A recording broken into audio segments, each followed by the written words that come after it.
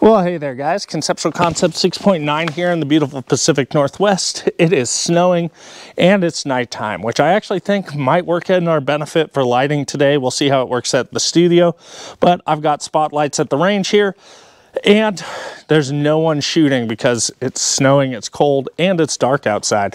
So today I wanted to go over the rifle that almost changed my mind. Now this is a build for the most part, but at its core it is a Block 2 Daniel Defense upper. So as an AK guy, I've been running AKs since I was a poor teenager and couldn't afford anything better than a cheap Wasser and cheap steel cased ammunition. And that's where my love for AKs grew. I saw the merit in them and I dumped tens of thousands of rounds because it was cheap. The AK just, everything about it feels like home, and that's what I've been shooting forever.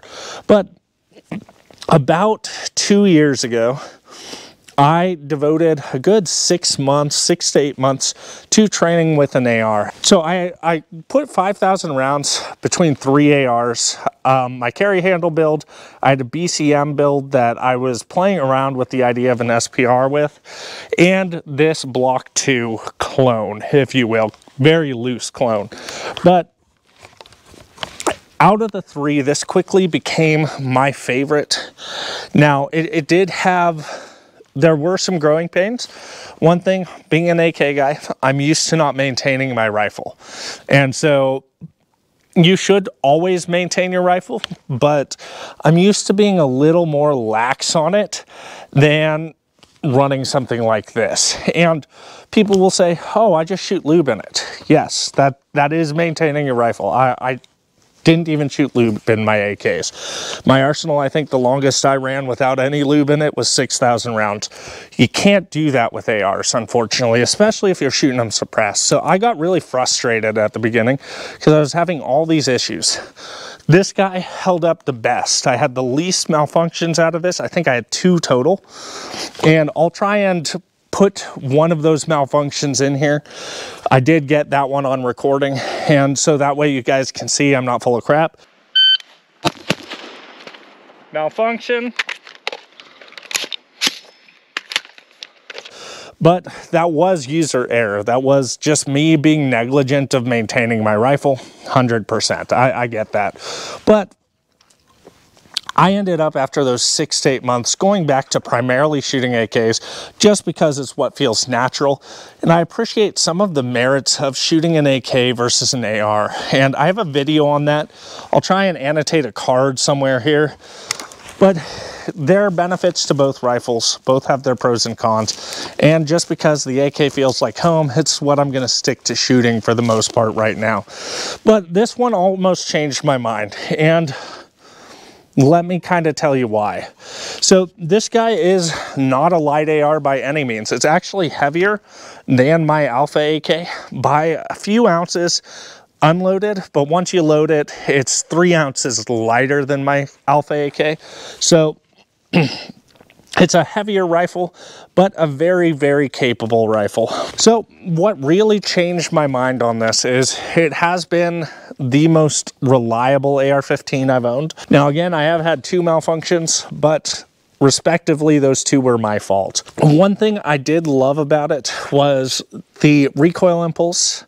It's definitely sharper, but the weight on this versus a light AR keeps the muzzle down pretty low. It's pretty easy to get accurate shots. Speaking of accuracy, this is a build. So it's one of those Brownells stripped Block 2 uppers.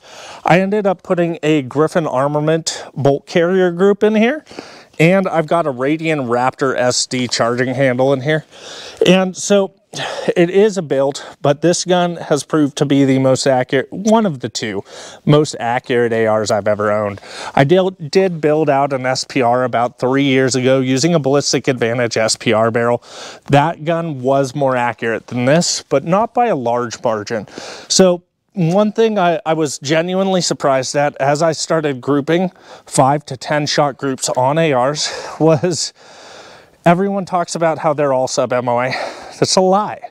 They are not sub-MOA. And This gun is dang close. This gun with match ammo hovers right above 1 MOA. I'd say between 1.2 and 1.4 MOA with match ammo, doing 9-shot groups. So it's living up to that accuracy potential. The two more recent guns that I've had, aside from this, the BCM, which part of it is I was wanting the BCM to be something it wasn't. It was one of the lightweight pencil profile barrels, and that guy was a 2 to 2.5 MOA rifle. It would hover under 2 with match ammo, but it was not a crazy accurate rifle, unfortunately. So it kind of dampened my opinion on some of these ARs, because everyone talks about how accurate they are, and they're not all that accurate. Some of them are. I don't want to knock all of them, but they are not all as accurate as people pretend. And my carry handle AR, which I never expected crazy accuracy. One, I'm using just a red dot at a high height over bore, and it's a non-free float system. But my carry handle AR really floats, and it's an arrow barrel, so it's not a high-end barrel. Really floats closer to 3 MOA with match ammo and 4 MOA with green tip and stuff like that. So the accuracy potential out of those was not what I was hoping for. And BCM, love to revisit it with some of their thicker profile barrels, but that enhanced lightweight upper that I got just was not performing like I was hoping an AR would. So this guy was definitely delivering in the accuracy potential portion of what I was hoping for out of an AR-15. And so that was really exciting for me. Past that, again, I told you it's been very, very reliable. I've only had 2 malfunctions total, and those were user error. I really enjoy the vibes of this system as well, and the recoil impulse, it shoots very, very well. And the Geisley, I forget exactly which model it is in here because I don't really care that much, but it's a Geisley, I think it's an SSAE trigger, flat face. It is ridiculously light. It's almost too light for my preference. Sometimes if I don't have a good purchase on my shoulder and I'm trying to pop a shot off, it'll double tap because of that bounce, and not a huge fan of that. I might replace this in the near future with something a little heavier. I think this is a 2.5 pound trigger pull, way too light. But it's run really, really well. And I think part of it is how I have this outfitted. So I'll just go over a brief overview of the stuff I have on here and how I have it set up, because I found that this setup, whether I'm running an AR or an AK, I like it on both. So firstly, I'm running a can. Sometimes you'll see me shoot it without, and I'm just using a JMac 4-prong flash hider. Great flash hider, hides flash, it does what it's supposed to do, and it acts as a home for my suppressor. Would I recommend a Sandman to someone buying a suppressor now? No. The Sandman is kind of old news. There's newer technology and cheaper cans that perform a little better, unfortunately. But this is what I have. Moving back, I am running a Malkoff amalgamation of sorts. I ordered it off of Arasaka. This is a Malkoff IR head, and it goes on the Surefire mini scout bodies. And I found for passive aiming, this acts as a great flashlight. And if you've watched some of my other videos, you'll know that I'm not a huge fan of lasers. I typically just run passive, but unfortunately running passive, there are dark spots. So you do need to use IR illumination occasionally. And so that's where this guy comes in handy. Then I am running a Cloud Defensive Rain 3.0. It's got a really neat button system here. It's got constant on in the front and momentary in the back. Cloud Defensive, I doubt you're watching this, but if you are, please just make a momentary only one. Personally, I have never found myself using constant on, and I have a few buddies who run constant on lights pretty regularly, and it's really easy to almost forget to turn it off when you move or when you stop. You gotta constantly, consciously click that back and forth to use it. And personally, I'm just not a fan of that. And maybe there's some uses for it. Just personally, I think white light should be light on when you see a threat, or when you're scanning, light off when you're moving, or when you're not seeing a threat, because again, it gives your location away, right? Past that, I am running a Magpul vertical grip. I really don't care what vertical grip you use. It's all just a hand stop for me. But I like that. And the star of the show, the TA02 ACOG with the EPS. I really, really like this combination.